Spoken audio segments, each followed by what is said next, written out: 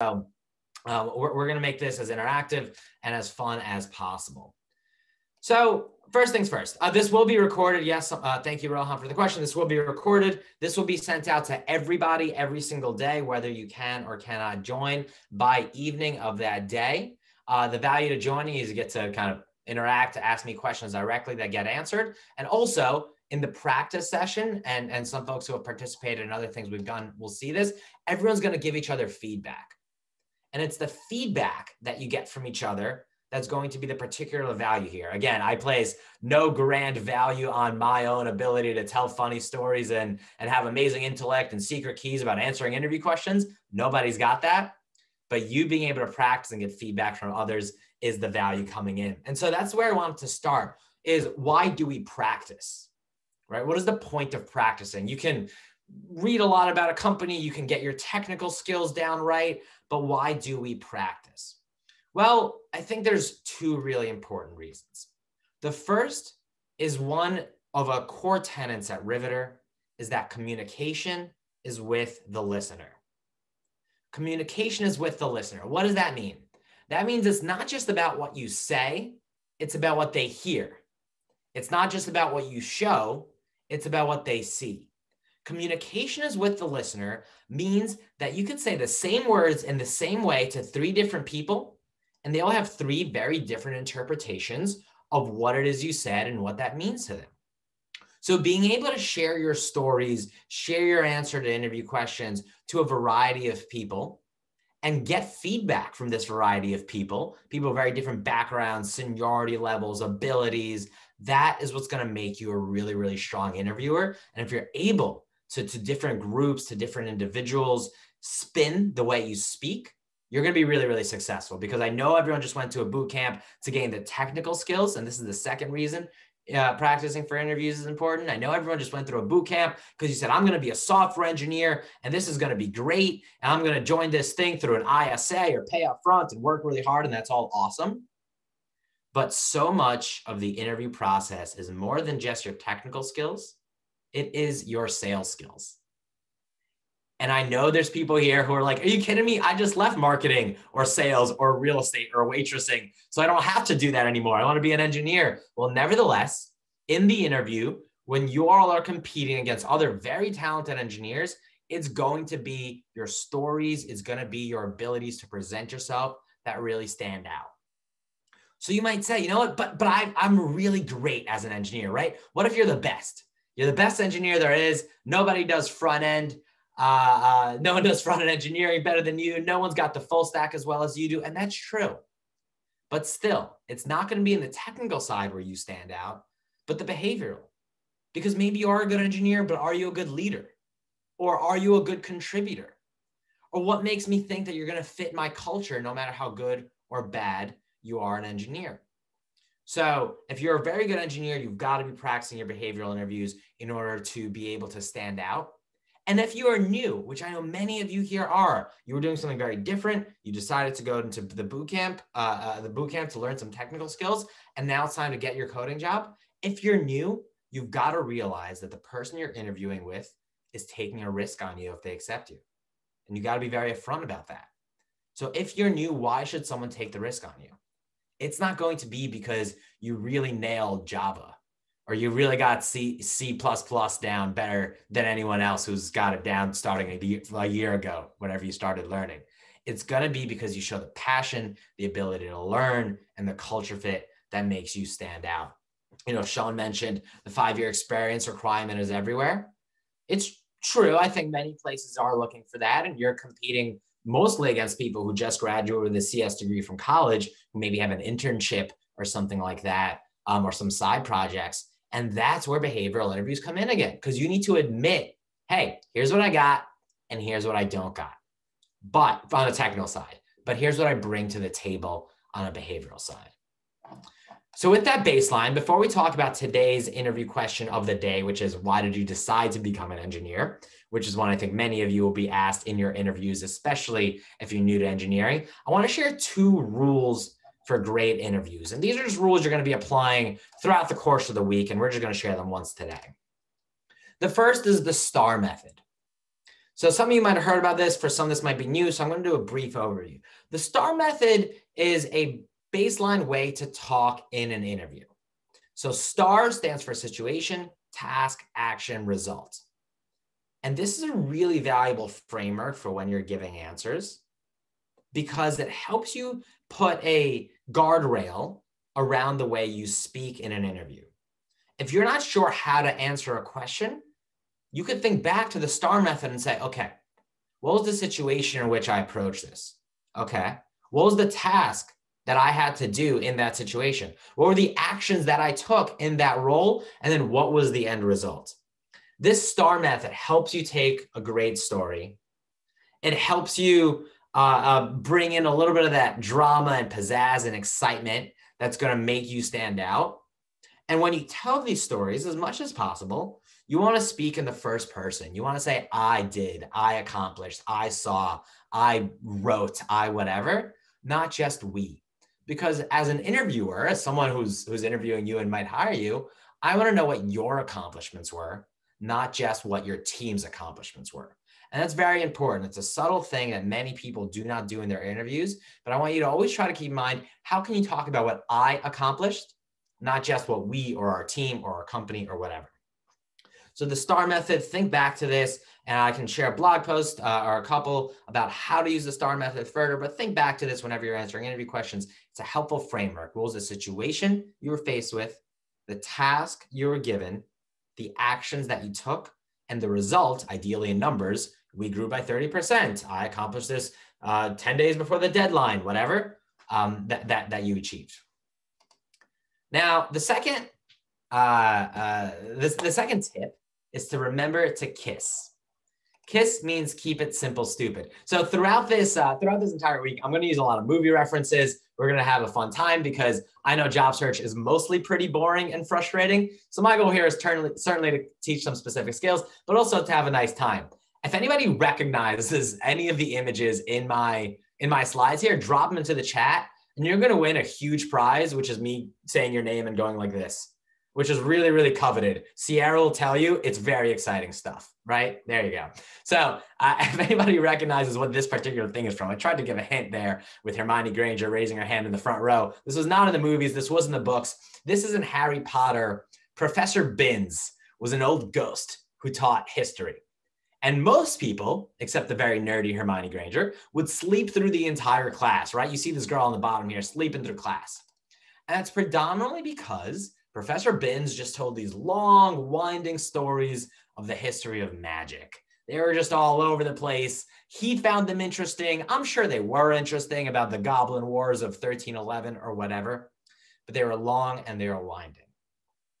When you are speaking about yourself, many of us have the inclination to give these long, winding stories because how can someone really understand us unless they understand our childhood? Right? How can someone really understand why I wanted to become an engineer unless they understand that, well, my older sister was an engineer, but then she stopped being an engineer, but then nobody cares, right? You've got to keep your stories simple. So make them one simple point that you're going to distill to a story that's under 2 minutes long. And this is going to help you keep the audience engaged. They want to get involved. They want to ask that next question. They want to give a follow-up. Keep the audience engaged by keeping your story simple, meaning you get one core point every time you speak, and keeping them under 2 minutes. And that's a lot of what our practice is going to be around this week, because I don't know each and every one of you very well. I don't know your resumes. I don't know your goals. I don't know the jobs you're approaching for. But I do know when I watch your answers, do I understand? Do I follow along because you gave me 1 point? And did I get bored? Meaning, did you show me emotion? Did you show me passion? And did you make it concise? So on that note, let's talk about our core question. Why did you decide to become an engineer? So I'm going to speak quickly about this specific question, open it up to questions from you guys. Then we are going to go practice. And again, if you have questions throughout, please drop it in the chat. So why did you decide to become an engineer? There's a couple of reasons they're asking you this question. The first is they're trying to get to know if you're a fit for their culture. Are you the kind of person who's going to fit into the engineering infrastructure at this company? Do you love engineering for the sport? Do you love engineering for the money, right? Why did you decide to become an engineer? Are you a fit for the culture? The second is, are you going to last? You cannot glaze over the fact that all of you are brand new, pretty much. I'm sure there's exceptions here, but most of you are brand new to engineering. Do not glaze over that. And so if you admit that and you say, all right, so what are they looking to find out? Am I going to last? Do I really love engineering? Am I going to get bored of it in 2 years? Am I going to want to keep growing as an engineer, right? So are you a culture fit, and are you going to last? Those are the things that they care most about. Then there's also, are you a fit for the role? But that falls under culture fit. So here's a few tips to answer this question. Again, if you recognize this great movie where I pulled this scene from, drop it into the chat. This is one of my favorites, a 2006 Oscar nom. That's Will Smith, just in case it helps. So, and I'll share the lesson from the movie in a moment. I'll give you guys a chance to guess. So share the thing that excites you. When you start off answering this question of why did you become an engineer, be honest. What excited you? You know, maybe it's a light bulb moment. Maybe it's, oh, you know, I saw my boyfriend was an engineer and I was just watching him work and it was so cool. And so I thought, maybe there's something there for me. Maybe it's, oh, my mom was an engineer and I've wanted to be one my whole life. Maybe it was, you know, throughout the pandemic, I was watching all these tech companies really succeed and I wanted to get involved in that. Whatever it was, be it a light bulb moment that's easy to follow because it's, oh yeah, my friend told me they did this and I thought that's the coolest thing ever. I want to do this. Or a long time interest. Again, don't give your entire Professor Bin's Goblin Wars of 1311 sob story of how your mom was an engineer and you always wanted to become one, yada, yada. Make it short and concise, but tell me what excites you. Tell me what got you into it. And here's where it matters. Don't give me any sob stories and don't make it about money.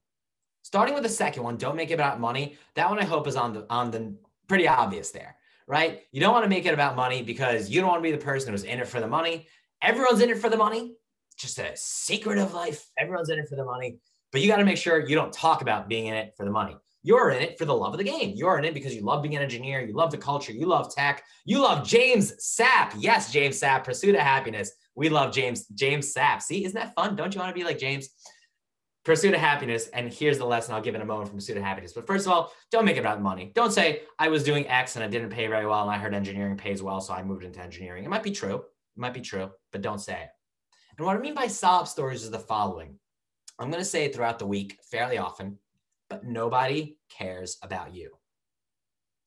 Nobody cares. Nobody cares how hard you worked. Nobody cares where you come from. Nobody cares that you are an orphan who raised 7 younger siblings on their own and engineering is your way out. Nobody cares. They care about themselves. They care about the role. They care about the culture. They care about the management structure that you're going to fall under. They care about how hard it's going to be to teach you.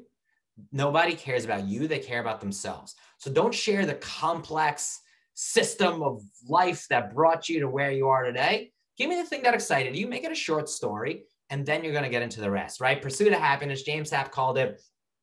He's having a hard time. He sees this guy roll up in a sweet car, and he says, man, I got 2 questions for you. What do you do, and how do you do it? He learned that this guy's a stockbroker. He goes in, and he starts becoming a great stockbroker. So, yes, he got excited by the money, but he begins to tell stories in interviews of, I want to be able to make a difference. I have got these passions and things like that. So he had this light bulb moment that he used later on when he gets the job. And same thing for you guys. What is your light bulb moment or your long-time interest that really helps you stand out? Share the thing that excited you. Next, this is a little graphic, but tell me if you know who painted a white fence famously and convinced other people to do it for him later. So when you show passion, and you should be showing passion throughout the entire thing. There you go, Sean. That's what I'm talking about, Sean. Tom Sawyer. And we'll talk about Tom in a moment. It's one of my favorite metaphors. So it's a chance to show your passion. You're new to this. Admit that you're new to this. So, okay, you've got some technical skills. You'll go through those interviews, and I'm sure you'll do great because you'll study and things like that. But show your passion, right? I said one of the reasons they're asking you this question is to see if you are going to last in the role. Make sure the passion is really there. Make sure you can say that you're so excited for this. This change really matters. You've learned so much in this boot camp and you're excited that you're going to learn more. You're even more certain about your decision to become an engineer, right? Really show that love of the game. So if someone says, why did you decide to become an engineer? You say something like, well, I saw that these tech companies were growing and did a little bit of research. I've always loved math, and that's why I wanted to become an engineer. But you don't just stop there. You keep going and you say, and the more I got into it through my work at Makers or Flatiron or Coding Dojo or whatever, the more I fell in love. And every day I did nothing but think about problems, and I read other books, and my certainty of this career choice really stood out. Show that passion, because that'll show me, the person who's got to take a chance on this total newbie who's never worked as an engineer a day in his or her life, that they really care and they will work hard. And here's where the Tom Sawyer metaphor comes in. For those who don't know the story, all Tom's friends were playing one day, and Tom's auntie says, Tom, you're not allowed to go and play until you paint my fence white. And Tom said, oh, this is frustrating. All my friends are playing. So he goes and he paints his fence white. And then one of the boys comes up to him and says, Tom, what are you doing? Painting a white fence? That is so boring. And Tom says, you know what? It's actually kind of fun. And the friend says, it can't be that fun. How fun can it be? And Tom says, I love painting this white fence. I was born to paint this white fence. I haven't painted a white fence before, but now that I'm painting this white fence, there's nothing I would rather be doing than paint this white fence. And at the end, he made painting this white fence seem so fun and so interesting that the other boys came in and actually painted the fence for him. So when you're sharing your passion for being an engineer, a new engineer that you've never done before, and it's got the drudgery of having to live your life on Stack Overflow, of having to dive into lines of code and debug the most frustrating, annoying things because you're looking for something to be 17 megapixels, but it's only stuck at 19 and you can't make the thing round enough, and you got to figure all that out. You got to make that so good, so fun, so genuinely what you were born to do, that the person you're interviewing says, yeah, I might want to do that too. Cassie just made that look really good. Or Francesca knows how to make painting a fence or coding really, really fun. So show your passion. Now, the last tip here is make it relevant to the role. Again, I want to be very, very blunt. You guys are the black sheep. You did not get, for the most part, I'm sure there's exceptions. You did not get a CS major from a school. You are brand new to this. And you mostly have not done any coding in the real world, mostly. So you're the black sheep. Admit that you are the black sheep. And so how does a black sheep succeed? It makes itself a perfect fit for this role. So why did you want to become an engineer? It's not that you just want to become any engineer. You happen to want to become an engineer that was the exact engineer that this company is looking for. That is front end, full stack, focused on this language, a great collaborator, a leader, or whatever for this company with this mission. So if you make this answer relevant to the role and you really begin to say, hey, here's why I want to become an engineer. And here's why I love engineering. But here's why I want to be an engineer for you. And here's why you want me to be an engineer for you, because I fit this role so well. Because all of my work has led me to care about your mission or your team, or I did research on the frameworks you guys use, and I use this in my class or whatever. Use this as an opportunity. They're trying to disqualify you. They're trying to see, why did you want to become an engineer? If you give some nonsense answer that's not very exciting to them, they're going to disqualify you. You turn this on your head and use this as a reason for them to love you, for them to say, wow, this person really is a fit for my role. So recognize that they are trying to pattern match and you are different. You just are. You're not the typical engineer. So how do you stand out? You work very hard to prove that, fine, you're not the typical engineer, but you are the perfect engineer for this particular role and this particular company. So when you put it all together and you answer the question, why did you decide to become an engineer?